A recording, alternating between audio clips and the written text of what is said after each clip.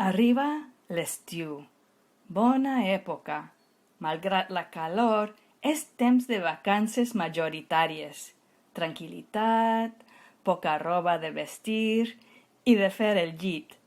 I escassa activitat en general, per a bé i en ocasions per a mal, perquè no trobes a qui necessites.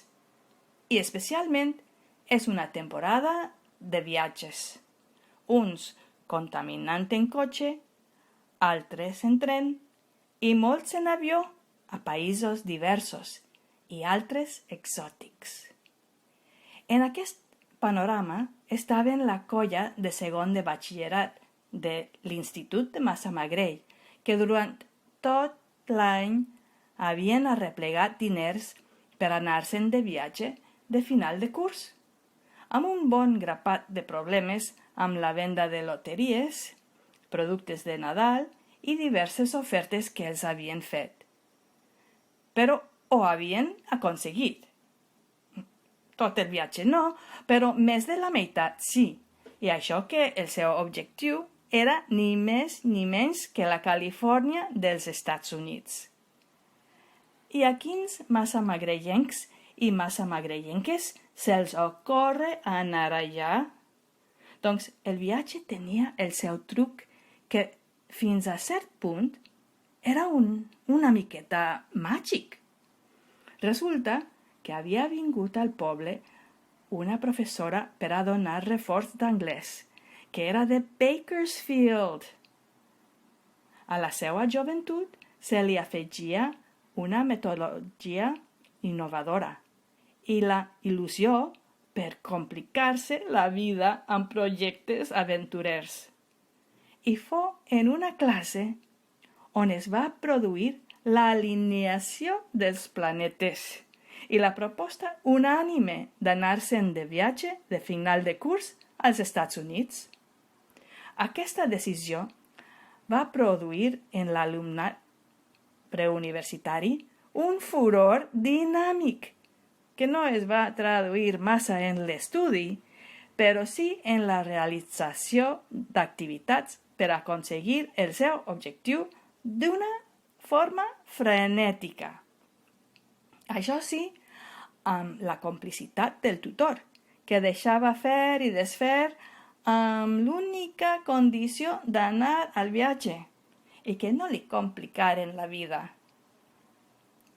Elizabeth, que així le deien a la professora, va contactar amb Núria Dordal, que treballava de lectora de català a la University of California, Los Angeles, i immediatament s'il·lusionà i els va proposar un fum d'activitats que se seleccionaven en les diferents assemblees respectives.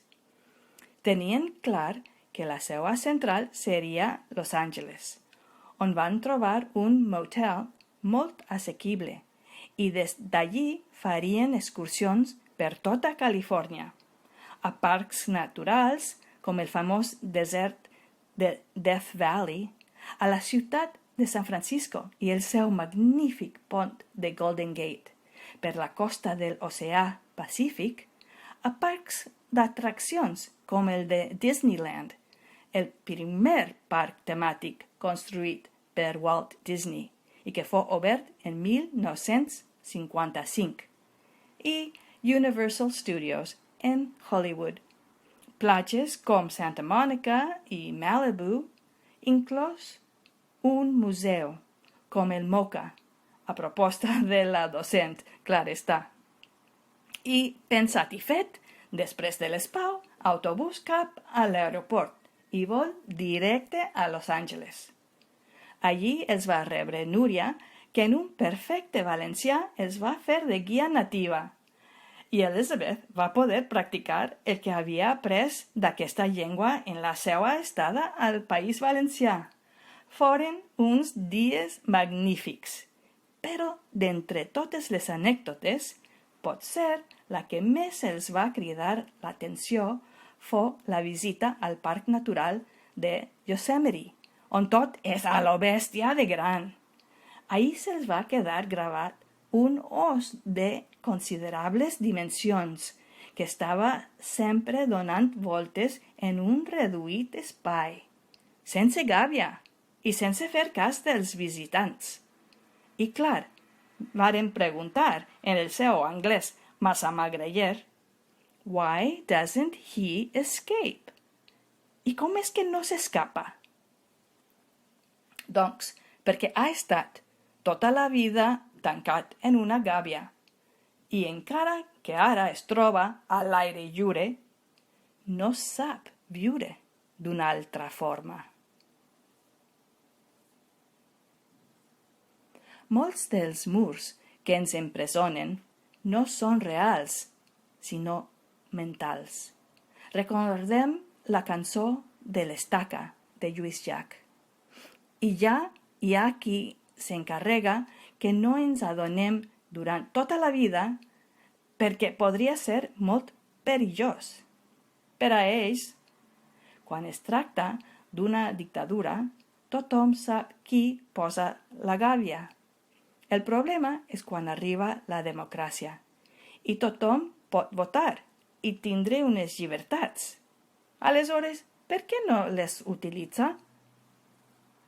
Són eixos murs invisibles, els que sigilosament, en la majoria d'ocasions, es transmeten a través de certs grups de pressió i les seues eines en alguns mitjans de comunicació, o possiblement a través de normatives i signes indesxifrables.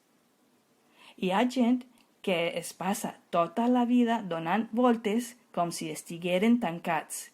I és que realment ho estan, mentalment. Quantes vegades tenim dret a reclamar en un restaurant, en una estació de tren o autobús, en un hospital o en un supermercat, i no ho fem? En quantes ocasions veiem normatives absurdes o injustícies i caiem?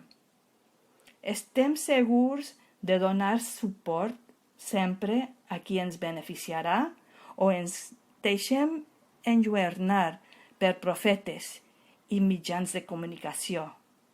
Pensem sempre a fer aquelles accions que seran positives per al futur de la nostra descendència o de la societat? Segurament més d'una vegada hem estat donant voltes a un rogle, quan teníem tot un parc natural per a gaudir. Però això és una història de ficció i cadascú té la seva pròpia aventura, tots els dies.